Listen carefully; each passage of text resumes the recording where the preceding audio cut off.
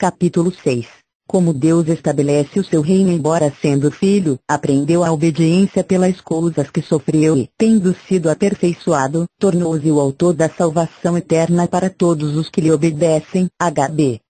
5, 8, 9.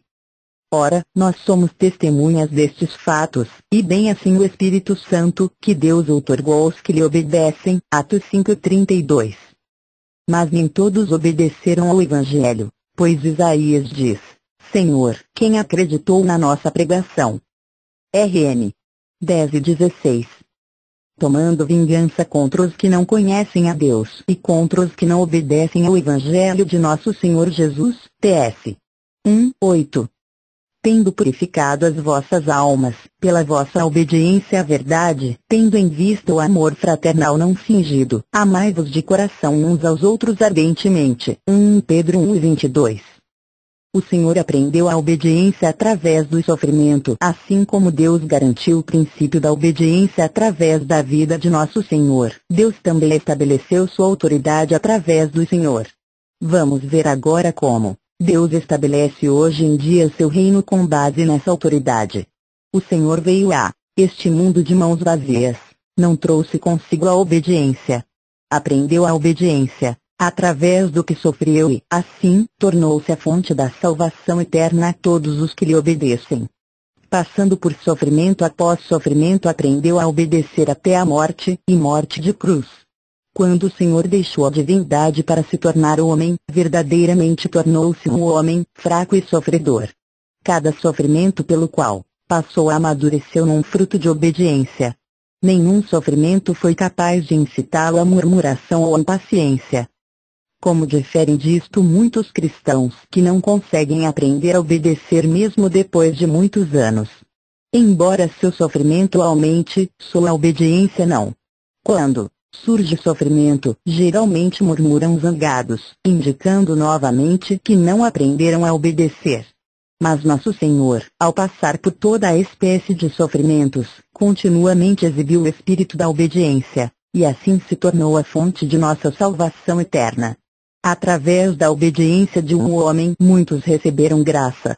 A obediência de nosso Senhor foi por amor do reino de Deus. O alvo da redenção é promover o reino de Deus. Deus estabelecerá o seu reino. Você já notou até que ponto a queda dos anjos e do homem afetou o universo? Que grande problema criou para Deus?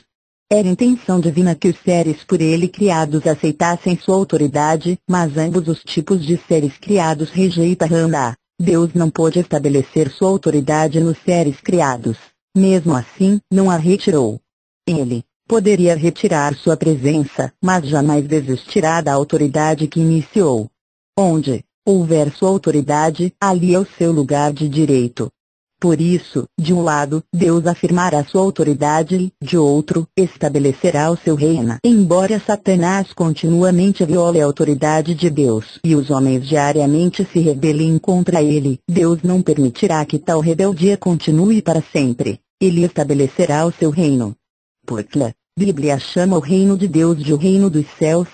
Porque a rebeldia não se restringiu simplesmente a esta terra, mas, além dela, alcançou os céus onde os anjos se rebelaram. Como, então, o Senhor Jesus estabelece o reino de Deus?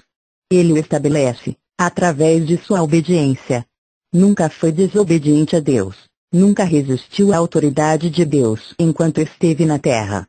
Obedecendo perfeitamente e permitindo que a autoridade reinasse absolutamente, estabeleceu o reino de Deus dentro do reino de sua própria obediência.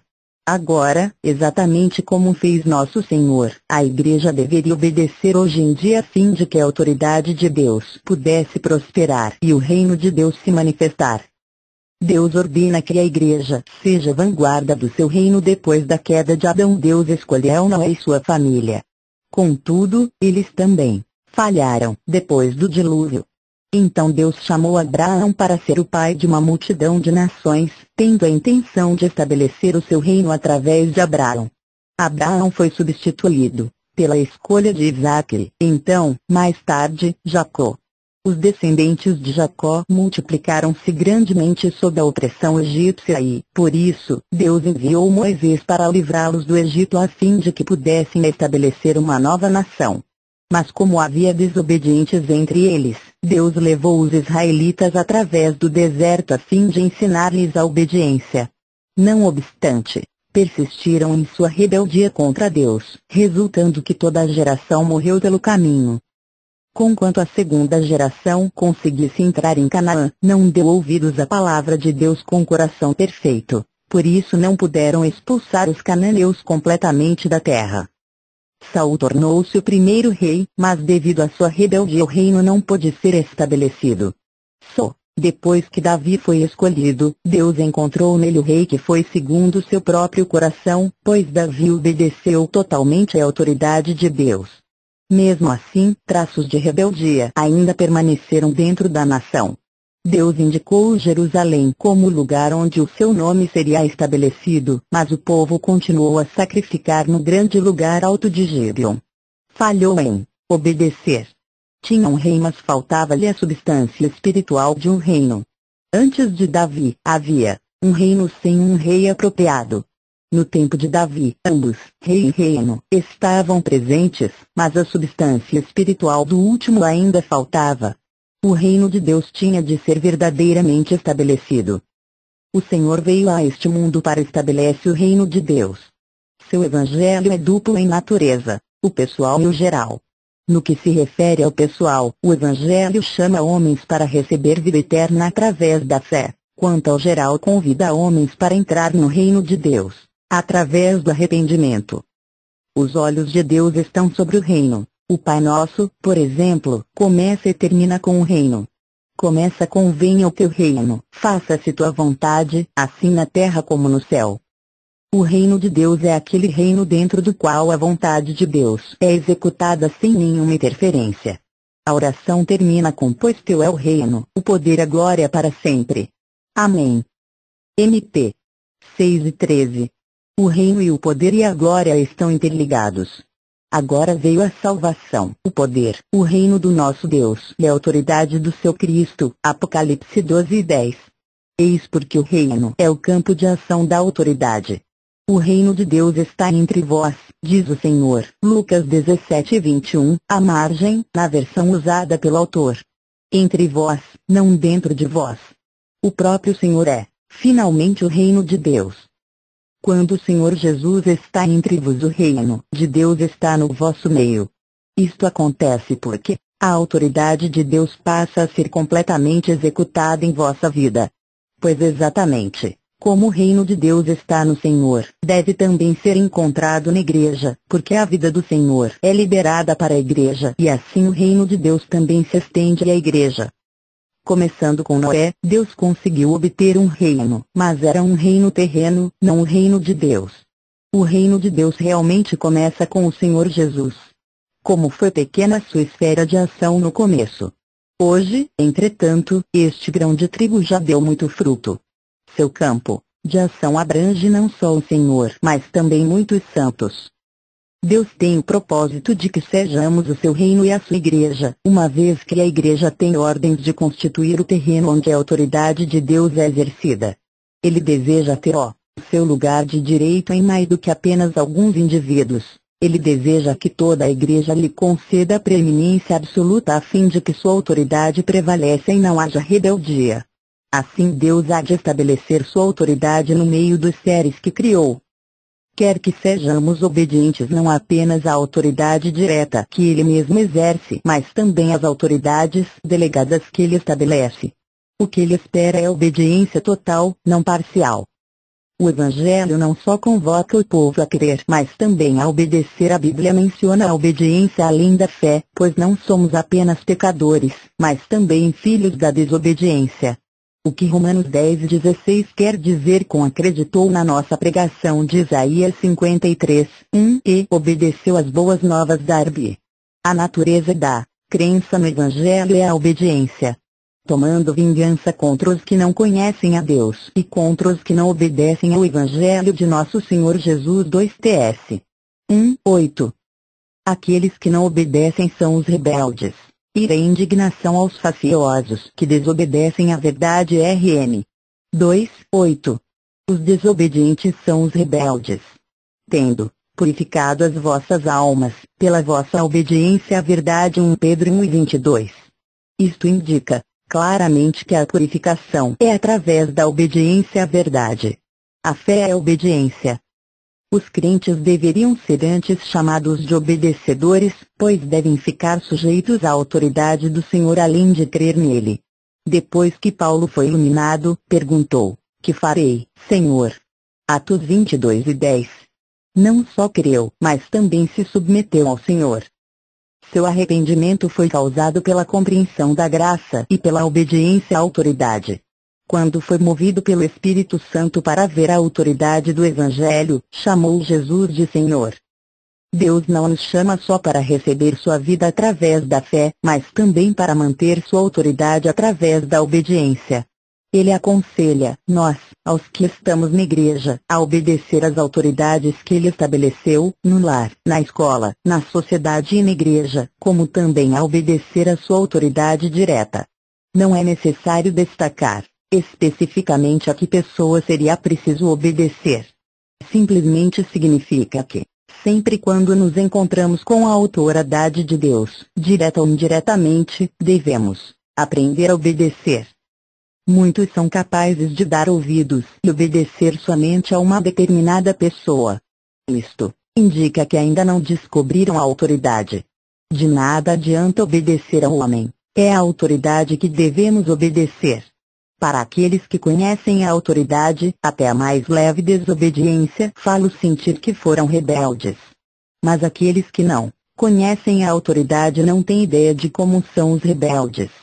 Antes de ser iluminado, Paulo recalcitrava contra os aguilhões sem perceber o que estava fazendo.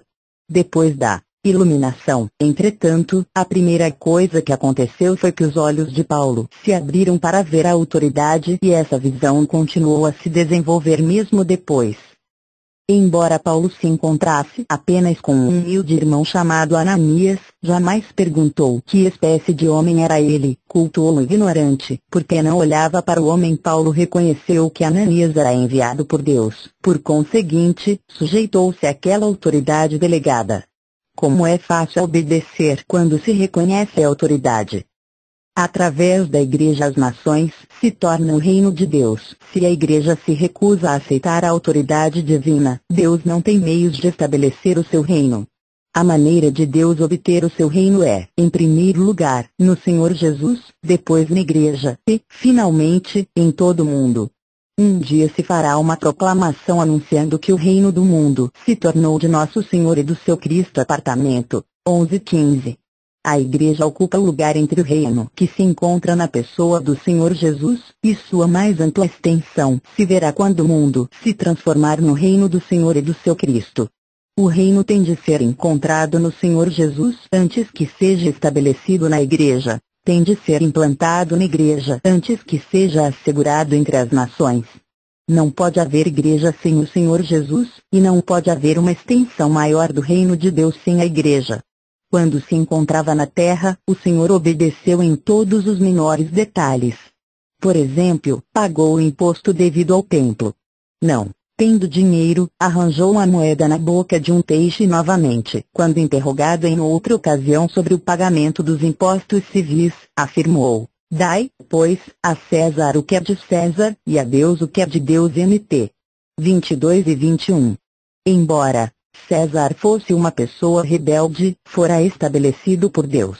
Consequentemente, tinha de ser obedecido. Depois de obedecermos totalmente, nosso Senhor se levantará e tratará daqueles que desobedecem. Através de nossa obediência o reino será estendido por toda a terra. Hoje, entretanto, muitos têm consciência de pecado, mas não de rebeldia. Os homens precisam de um senso de autoridade, além do senso do pecado. Não ser sensível ao pecado prejudica a vida cristã. Falta de sensibilidade diante da autoridade desqualifica a pessoa. A igreja tem de obedecer à autoridade de Deus. Temos de saber como obedecer na igreja. Não existe autoridade dentro da igreja que não exija obediência. Deus pretende que sua autoridade se manifeste totalmente na igreja e que seu reino se estenda através da igreja.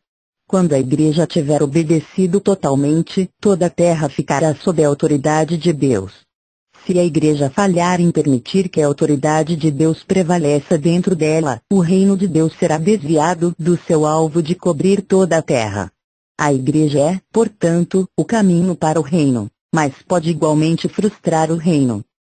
Como pode o reino de Deus se manifestar se não somos capazes de nos sujeitar a pequenas dificuldades dentro da igreja? Como pode o reino de Deus prevalecer se sempre discutimos e argumentamos entre nós? Temos grandemente atrasado o horário divino. Todos os rebeldes têm de ser expulsos para que o caminho de Deus seja desobstruído. Quando a igreja obedecer verdadeiramente, todas as nações lhe seguirão. A responsabilidade da igreja é imensa. Quando a vontade e a ordem de Deus encontrar livre acesso na igreja, seu reino certamente virá.